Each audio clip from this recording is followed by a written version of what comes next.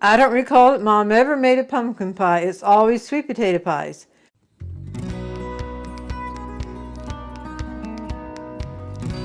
Howdy folks, I am Martha. I'll be doing kitchen action. Dorothy will be editing the video, and we both welcome you to Hirschberger's Miracle Homestead. Our kitchen action today also takes us down memory lane. We are doing sweet potato pie today. Any video that I watched on YouTube was done differently than how we do it, and we assume it's because of our Amish-Mennonite roots. This recipe was passed on to us by our mom, so we love it and we are going to share it with you all, and if you make it, we hope you enjoy it as much as we do. Let's come in, go across the ingredients, and then we will put it together. We will need milk, sugar, egg whites, egg yolks, both at room temperature, brown sugar, all-purpose flour, salt, ground cloves, ground cinnamon, and ground nutmeg, and the mashed sweet potatoes, and then 2 unbaked pie crusts. It may give a little bit more, so I have a couple of little custard cups here that we can use if necessary. And I want to mention for the very next thing, for those of you that are new here, we welcome you. We're so glad you found us. For the rest of you, we appreciate your continued support. It means the world to us.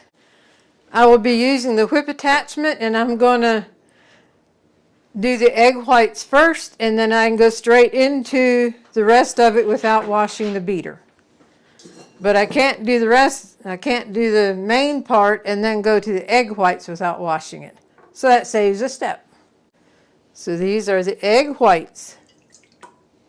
This is one step that is different than the majority of the sweet potato pie recipes. We want to mix this till just a soft peak, not a hard peak, but just a soft peak. All right, let's see if it's going to peak. It did, just a soft peak. Remove this, set it back here till I need it. The next step is the egg yolk and a little bit of milk. Mix that together well. So put a little bit of milk in. And now the egg yolks.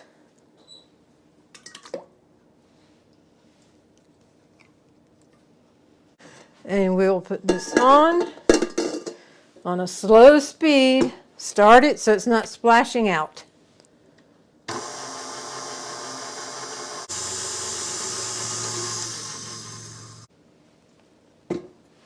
And now is where we add the sweet potato mash.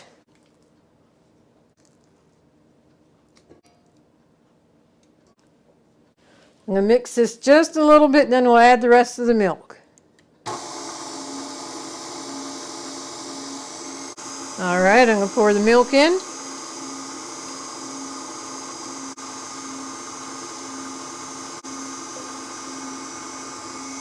Here I'm going to add the dry ingredients together, and then we'll put them all in at the same time. That was the sugar, the brown sugar. Just give these 2 sugars a little toss together. The flour. And the salt, ground cinnamon, ground nutmeg, and ground cloves. And we'll mix this together. I said the recipe was passed down to us by our mom. And when I looked at the recipe again, it just made me smile. In fact, today, 12 years ago, is when she passed away. Wow, I didn't even think about that when we decided to make sweet potato pie. Yeah, but on her recipe, it was written so unique.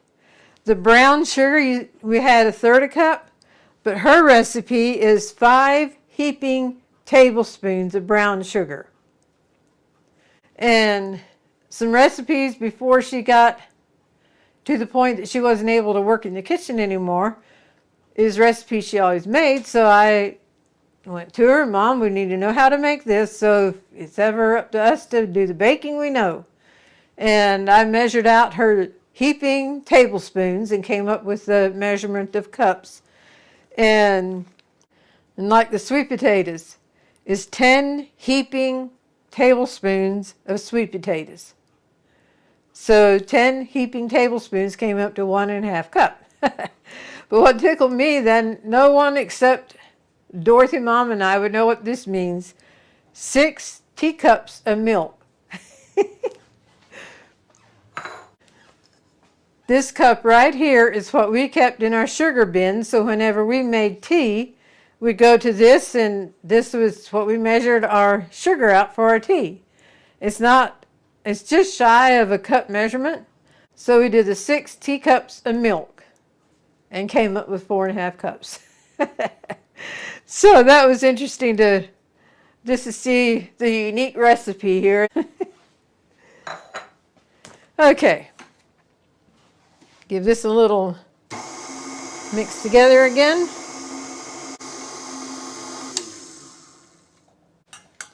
Okay, the dry ingredients, I will add some of it now. Just on low speed.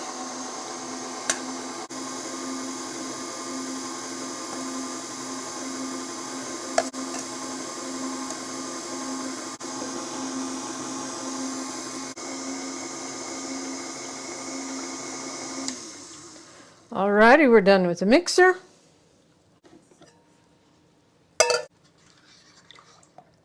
Here is where the egg whites come in at now.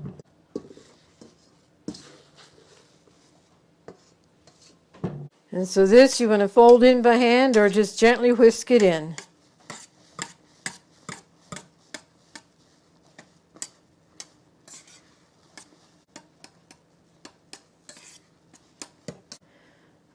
And these egg whites will settle on top of the pie and become a beautiful golden brown as it bakes.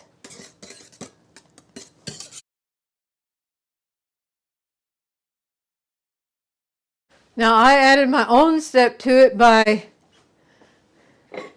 pouring the batter in here, so I can just pour it in here. It's easier to do than to dip it out dip by dip.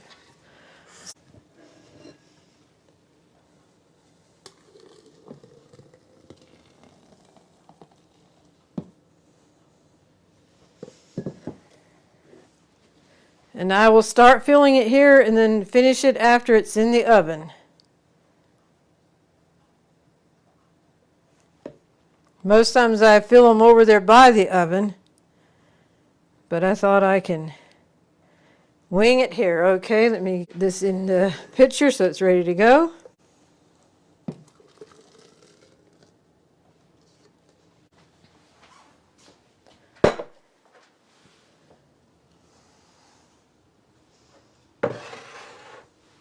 Put both of them over here, so when I open the oven door, they are there and ready to go.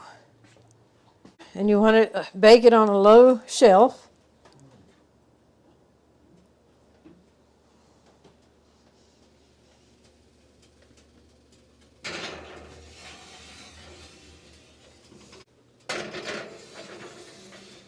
Put some more in the pie.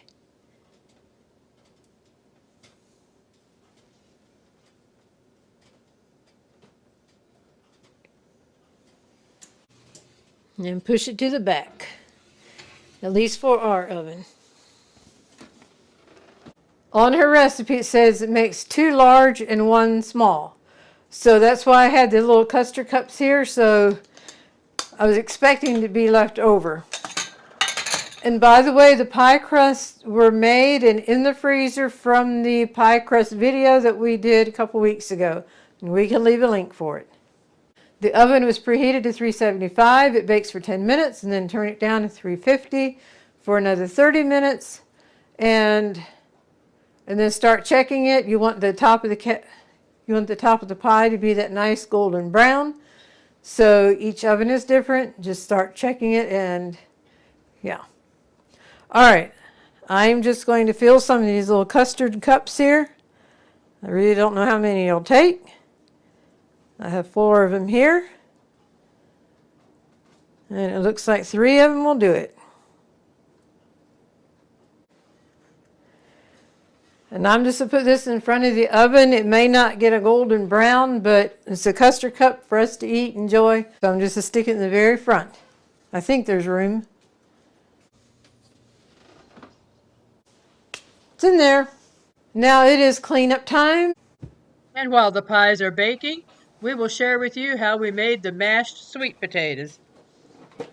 For preparing the sweet potatoes for sweet potato pie, you need like a sweet potato mash. Therefore, you have to take these hard sweet potatoes and soften them up some kind of way so you can mash them.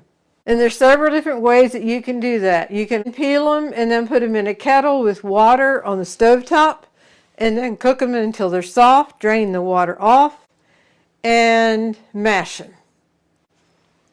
Which we have done that until recently. Recently, we started baking them.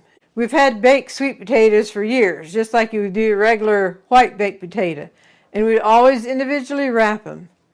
And Dorothy had the bright idea, and it works perfect. Just don't individually wrap them, put them in a pan, cover it with foil tightly, and then bake them. And they worked out perfect. So that's what we're going to do with these to prepare them for the mash that we need for the sweet potato pie. So we're going to lightly spray the pan, basically the bottom.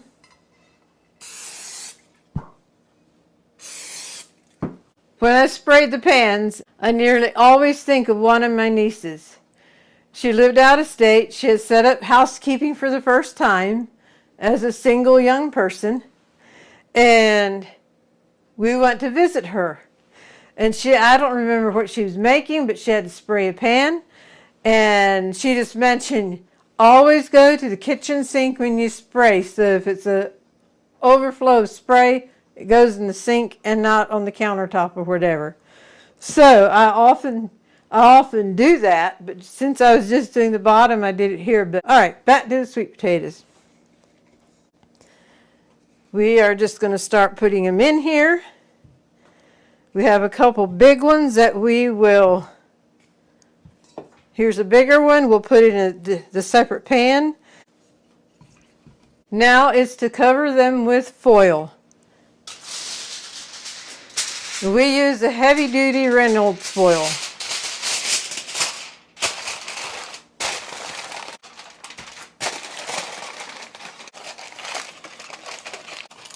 That one's ready to go.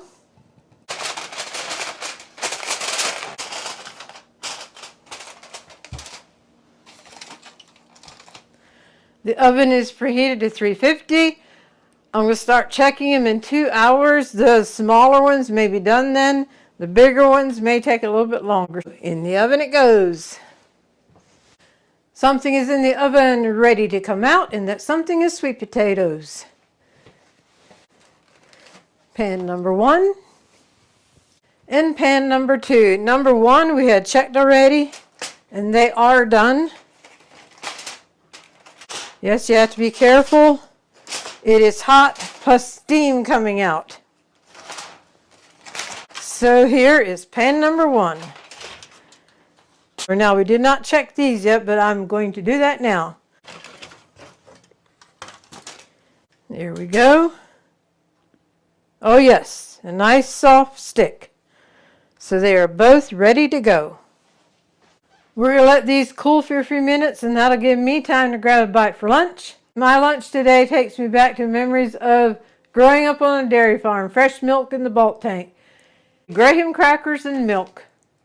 That is so good and just gives me what I need to keep going. So while this cools down a bit, I'm going to eat graham crackers and milk.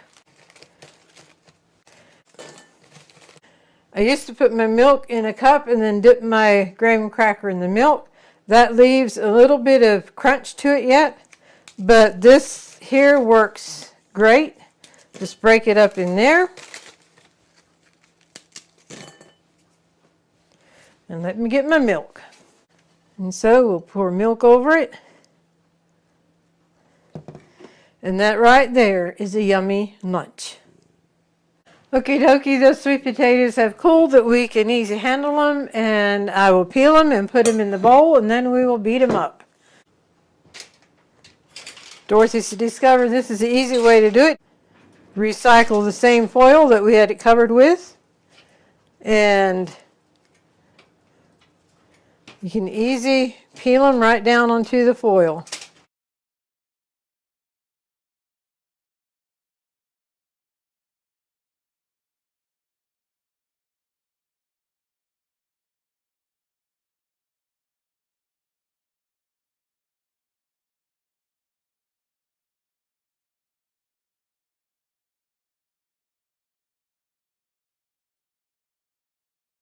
As you can see, this was a nifty way to peel the sweet potatoes. Didn't have to burn my fingers holding them. Now I come into the hand mixer, and we don't add anything to this. No liquid, no salt, no nothing.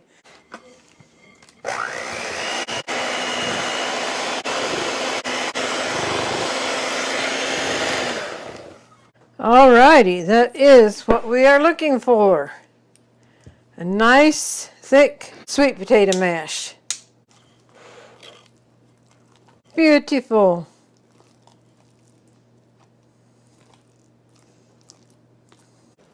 Now we'll not take near all these sweet potatoes for sweet potato pie, but we have plans for them. I'm going to try a sweet potato pound cake, which I've never made before, and sweet potato souffle. We have made sweet potato souffle many times, and both of those we would need the sweet potato mash. But we have already measured out how much we need for a sweet potato souffle. Put them in a bag and write on the bag that it's for sweet potato souffle and freeze it. That works well. So you don't have to go through the mashing of the sweet potatoes every time you want a recipe that calls for the mash. And thank you for the likes, shares, and comments on our videos. And if this is your first time with us, we hope you enjoyed and consider subscribing. And now back to our pies. They're about ready to come out of the oven. The timer went, I peeped in the oven, some are ready to come out, and one isn't. Let me pull you in so you can see it while it just comes out of the oven, because it will settle down. The custards are done, and we are just setting back here because the pie is the star of the show. This is the beautiful sweet potato pie, and the egg whites are settled on the top and have turned a beautiful golden brown. The other one is still in the oven. One corner must heat a little bit different than the other corner. First time I use this for something like this is to reach back behind and pull it to me. Worked perfect.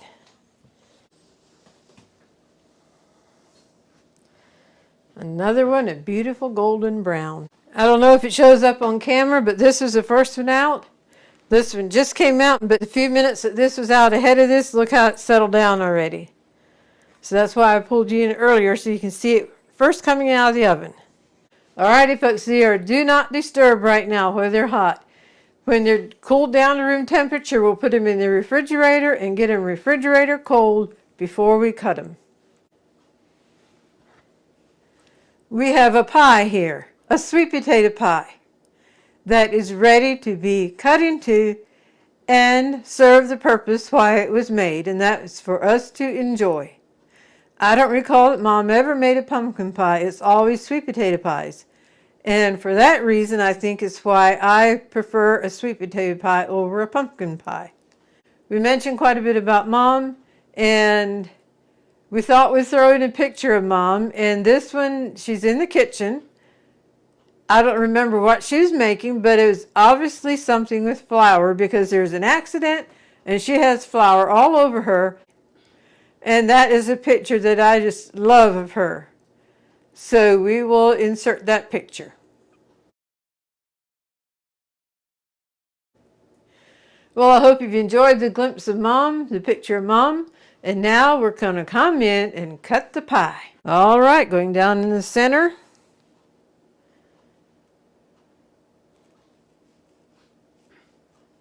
Getting a little bit through the egg whites there.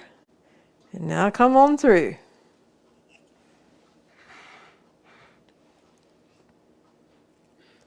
And again, get through the egg white. And now down. And come on through.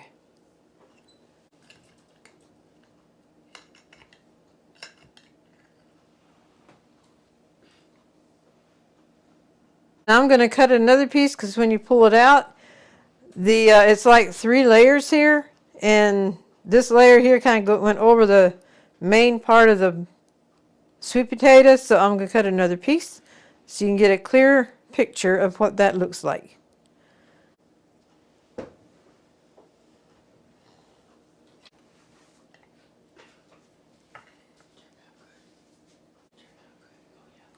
So there you go, the sweet potato pie.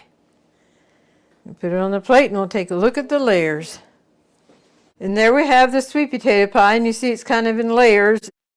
The recipe for Mom's delicious sweet potato pie is in the description. The advantage of taking out 2 pieces of pie, so it has a perfect piece to show you for the sides and everything. The other piece is now history, and I could just close my eyes as I was eating it and almost feel sitting around Mom and Dad's table again. And we also have a picture of our whole family sitting around their table, and we can insert this. There's a lot of memories made around that table. And for Thanksgiving gatherings and Christmas gatherings and that, everyone brought food in. But yes, this just wraps me in memories that I treasure.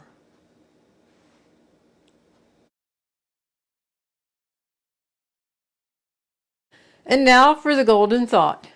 Dorothy had a golden thought to go with this video, but as we were making the sweet potato pie talking about Mom, it dawned on us that this was the anniversary day of her passing. So we thought we'd change the golden thought to something that would honor Mom. There's things she loved in life. She loved the Lord. She loved her family. And her love language in expressing her love was through food. And so this is just all coming together. In thinking of loving her God, there was one song she often requested to be sung. It tells a story of God's love for us in sending His Son Jesus to die for our sins, that through that we can be saved and have eternal life. The old rugged cross. On a hill far away stood an old rugged cross, the emblem of suffering and shame. And I love that old cross where the dearest and best for the world of lost sinners was slain.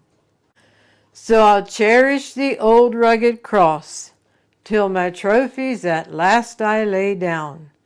I will cling to the old rugged cross and exchange it someday for a crown.